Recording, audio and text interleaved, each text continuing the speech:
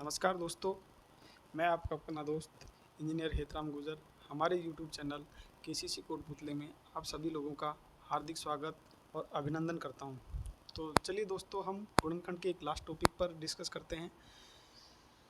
दोस्तों, इस तरह के सवाल हमने पहले किए हैं, लेकिन उसमें क्या था, इस संख्या का मान दिया हुआ था, इस संख्या का मान हमें निकालना था। लेकिन अभी क्या उल्टा हो गया है, इस संख्या का मान दिया हुआ है और इसका निकालना है। तो इस तरह के जो भी सवाल होंगे, यदि यहाँ प्लस है तो इस संख्या में कुछ जुड़ेगा और कुछ क्या जुड़ेगा, 2 जुड़ेगा। यदि यहाँ इसकी जगह माइनस होगा तो इस संख्या में से 2 घटेगा और 2 घटाने के बाद वो पूर्ण वर्ग संख्या आएगी और उसका वर्गमूल निकाल के जो मान आएगा वही उत्तर होगा। ये यदि यहाँ माइनस है तो उसमें से 2 घटा के और जो मान आएगा वो एक पूर्ण वर्ग संख्या होगी और पूर्ण वर्ग का वर्गमूल निकालेंगे तो वो एक संख्या आएगी और उस संख्या का ही मान आंसर के रूप में प्राप्त होगा हमें। तो चलिए डिस्कस करते हैं, इसी को देख लेते हैं। मान लो ये इस तरह से है। अभी इसको मैं एक बार फुल डिस्क्राइब कर देता हूँ। सबसे पहले मैंने शॉर्टकट रूट बता दिया। इसका शॉर्टकट ये है, जैसे 98 है तो 98 है, यहाँ प्लस है तो इसमें 2 जुड़ जाएगा, 2 जुड़ेगा तो 100 हो जाएगा। 100 किसका वर्ग है, 10 का वर्ग है, तो 10 आंसर होगा इसमें। अब ये आता कैसे है पूरी तरह से, चलो उसके बारे में हम डिस्कस करते हैं। जैसे मान लो मैं इसको ऐसे करता हूँ, x square plus 1/x² plus 2 98 plus 2। तो इसको एक बार ऐसे और लिख लेता हूँ, x square plus 1/x² plus 2 into x into 1/x बराबर 100। ये इससे कटेगा तो यही संख्या आएगी, लेकिन इसको मैं देता हूँ, ये a है, ये b है, ये 2ab है। तो इस रूप में यदि देखते हैं, x square 1/x² plus 2x into 1/x, तो इसको ऐसे लिख सकता हूँ, x प्लस 1/x का होल स्क्वायर बराबर 100 को मैं ऐसे लिख सकता हूँ 10 का वर्ग। दोनों तरफ का वर्गमूल ले लेता हूँ तो ये आ जाएगा x प्लस 1/x का मान आएगा 10, दैट इज आंसर।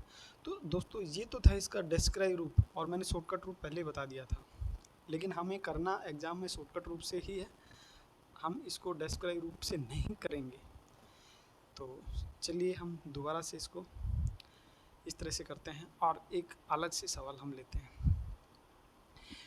एक सवाल और लेते हैं, जैसे ये 62 है, तो 62 में हम 2 जोड़ेंगे, कितना हो जाएगा 64, और 64 वर्ग किसका है, 8 का, तो आंसर हो जाएगा 8, आंसर हो जाएगा 8। और इसी प्रकार से यहाँ पे और भी एक मान ले सकते हैं। लास्ट एक सवाल इसका और ले लेता हूँ मैं। मान लो ये है 623, तो 623 प्लस 2 बराबर 625। ये एक पूर्ण वर्ग संख्या है और किसका पूर्ण वर्ग है, 25 का, तो आंसर होगा इसका 25। इस तरह से हम यदि प्लस वाले मान हैं तो उसमें 2 जोड़ के मान और जो संख्या आएगी उसका वर्गमूल निकालेंगे और जो वर्गमूल होगा वही इसका उत्तर होगा। ये तो था प्लस वाले सवालों के बारे में बात। अब करते हैं माइनस वाले सवालों की बात। यदि इसका मान निकालना हो और यहाँ पे दिया है 83, दोस्तों यदि ये मान हमारे को दे रखा है तो मैं इसमें से 2 घटा देता हूँ। 83 माइनस 2 कितना आएगा, 81।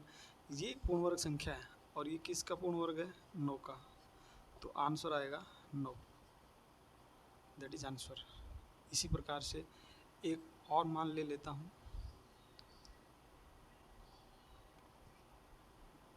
जैसे 18 में से माइनस 2 कितना हो गया, 16, पूर्ण वर्ग है 4 का, 4 चौक 16, आंसर 4, दैट इज आंसर। इसी तरह से ये होगा। एक और सवाल लास्ट इसका, 11 तो 11 में से 2 गया तो 9, और 9 पूर्ण वर्ग किसका है? 3 का, 3 का स्क्वायर, तो ये हो जाएगा आंसर 3। इस तरह से हम इन सवालों को कर सकते हैं दोस्तों। और आगे हम डिस्कस करने वाले हैं, लास्ट इसका एक सवाल और ले लेता हूँ मैं, जो एक सूत्र बेस्ड सवाल है। वैसे संख्या बड़ी अटपटी होगी, लेकिन संख्या बड़ी होने से कोई डरना नहीं है।